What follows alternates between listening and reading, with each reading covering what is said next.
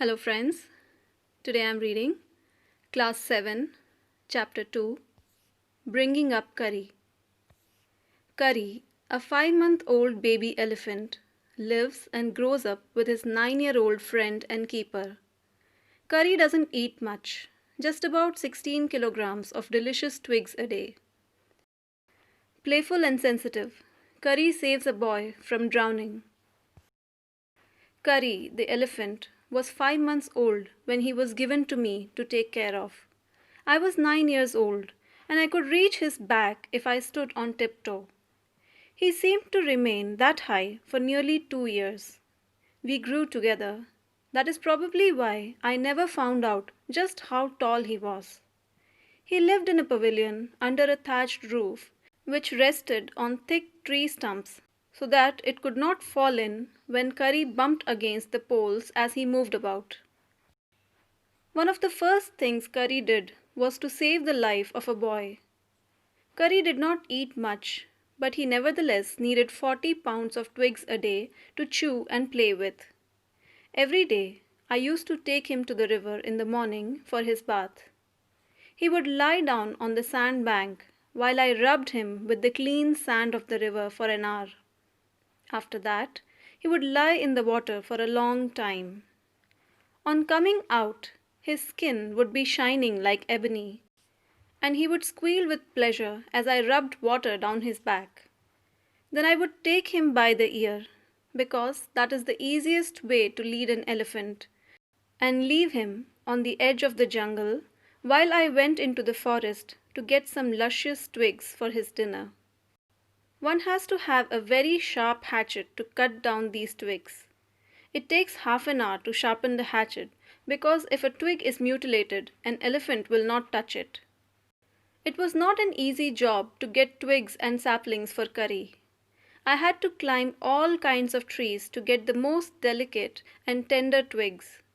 As he was very fond of the young branches of the banyan tree, which grows like a cathedral of leaves and branches, I was gathering some one spring day in March, when I suddenly heard Kari calling to me in the distance. As he was still very young, the call was more like that of a baby than an elephant. I thought somebody was hurting him. So I came down from my tree and ran very fast to the edge of the forest where I had left him, but he was not there. I looked all over, but I could not find him. I went near the edge of the water, and I saw a black something struggling above its surface. Then it rose higher, and it was the trunk of my elephant. I thought he was drowning. I was helpless because I could not jump into the water and save the 400 pounds of him, since he was much higher than I. But I saw his back rise above the water, and the moment he caught my eye, he began to trumpet and struggle up to the shore. Then, still trumpeting, he pushed me into the water, and as I fell into the stream, I saw a boy lying flat on the bottom of the river. He had not altogether touched bottom, but was somewhat afloat. I came to the surface of the water to take my breath, and there Kari was standing, his feet planted in the sand bank, and his trunk stretched out like a hand waiting for mine. I dived down again and pulled the body of the drowning boy to the surface, but not being a good swimmer, I could not swim ashore, and the slow current was already dragging me down. Seeing us drift by in the current, Kari, who was usually slow and ponderous, suddenly darted down like a hawk and came halfway into the water, where I saw him stretch out his trunk again. I raised up my hand to catch it, and it slipped. I found myself going under the water again, but this time I found that the water was not so deep. So I sank to the bottom of the river and doubled my feet under me, and then suddenly kicked the river bed, and so shot upwards like an arrow, in spite of the fact that I was holding the drowning boy with my hand. As my body rose above the water, I felt a lasso around my neck. I thought some water animal was going to swallow me. I heard Kari squealing, and I knew it was his trunk about my neck. He pulled us both ashore. Kari was like a baby. He had to be trained to be good, and if you did not tell him when he was naughty, he was up to more mischief than ever. For instance, one day somebody gave him some bananas to eat. Very soon, he developed a great love for ripe bananas. We used to keep large plates of fruit on a table near a window in the dining room. One day, all the bananas on the table disappeared, and my family blamed the servants for eating all the fruit in the house. A few days later, the fruit disappeared again. This time, the blame was put on me, and I knew I had not done it. It made me very angry with my parents and the servants, for I was sure they had taken all the fruit. The next time the fruit disappeared, I found a banana all smashed up in Kari's pavilion. This surprised me very much, for I had never seen fruit there, and as you know, he had always lived on twigs. Next day, while I was sitting in the dining room, wondering whether I should take some fruit from the table without my parents' permission, a long black thing, very much like a snake, suddenly came through the window and disappeared with all the bananas. I was very much frightened because I had never seen snakes eat bananas, and I thought it must be a terrible snake that would sneak in and take fruit. I crept out of the room and with great fear in my heart ran out of the house, feeling sure that the snake would come back into the house, eat all the fruit, and kill all of us. As I went out, I saw Kari's bag disappearing in the direction of the pavilion, and I was so frightened that I wanted his company to cheer me up.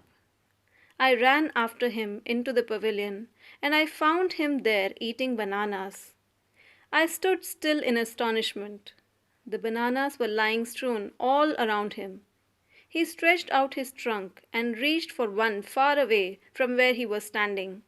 That instant, the trunk looked like a black snake, and I realized that Kari was the thief.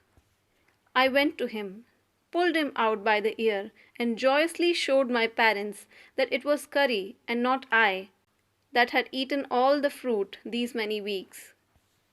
Then I scolded him, for elephants understand words as well as children, and I said to him, "Next time I see you stealing fruit, you will be whipped." He knew that we were all angry with him, even the servants. His pride was so injured that he never stole another thing from the dining room. And from then on, if anybody gave him any fruit, he always squealed as if to thank them.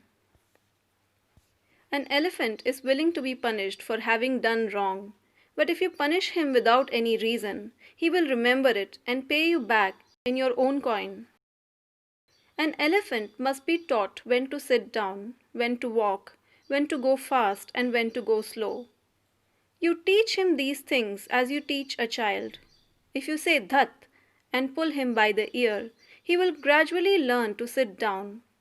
Similarly, if you say "mali" and pull his trunk forward, he will gradually learn that it is the signal to walk.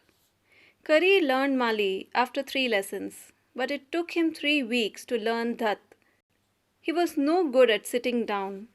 And do you know why an elephant should be taught to sit down? Because he grows taller and taller than you who take care of him, so that when he is 2 or 3 years old, you can only reach his back with a ladder. It is therefore better to teach him to sit down by saying "dhat," so that you can climb upon his back, for who would want to carry a ladder around all the time? The most difficult thing to teach an elephant is the master call. He generally takes 5 years to learn it properly. The master call is a strange hissing, howling sound, as if a snake and a tiger were fighting each other. And you have to make that kind of noise in his ear. And do you know what you expect an elephant to do when you give him the master call? If you are lost in the jungle and there is no way out and everything is black except the stars above, you dare not stay very long anywhere. The only thing to do then is to give the master call, and at once the elephant pulls down the tree in front of him with his trunk. This frightens all the animals away. As the tree comes crashing down, monkeys wake from their sleep and run from branch to branch. You can see them in the moonlight, and you can almost see the stags running in all directions below. You can hear the growl of the tiger in the distance. Even he is frightened. Then the elephant pulls down the next tree, and the next, and the next. Soon you will find that he has made a road right through the jungle, straight to your house. Dhan Gopal Mukherjee, from Kari the Elephant.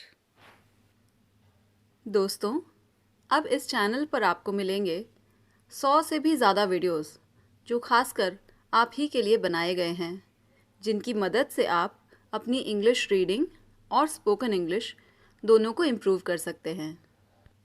अगर आपको ये videos useful लगे तो इन्हें अपने दोस्तों के साथ ज़रूर शेयर करें। वीडियो को लाइक करें, चैनल को सब्सक्राइब करें और नोटिफिकेशन बटन ज़रूर हिट करें ताकि आगे आने वाले कोई भी वीडियोस आप कभी मिस ना करें। And thanks for listening.